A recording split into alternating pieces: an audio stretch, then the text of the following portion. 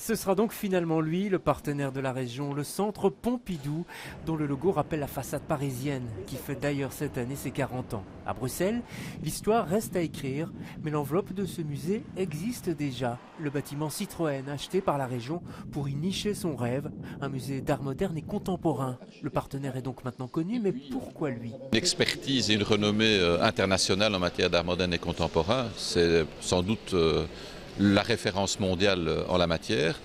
Et ensuite, une expertise devant nous permettre de réaliser aussi un musée permanent. Car pour l'instant, la région n'a pas encore de collection propre et celles du fédéral ne sont pas prêtes à quitter les réserves de la rue de la Régence pour se rapprocher du canal. L'idée, ici, c'est que le centre Pompidou prête des œuvres aux Bruxellois, des œuvres et un peu plus. Nos points forts, c'est l'éducation artistique, c'est le travail en direction des enfants et des adolescents. Ce qui me paraît crucial, notamment par les temps qui courent, d'avoir une véritable politique artistique, culturelle en direction de la jeunesse. Notre travail aussi qui consiste à élargir, à diversifier les publics, à démocratiser l'accès à l'art. Ce sont tous ces points forts que nous allons mettre à profit. Une petite signature pour une longue collaboration et un long chantier, à commencer par un appel d'offres en direction des architectes et puis une histoire à écrire.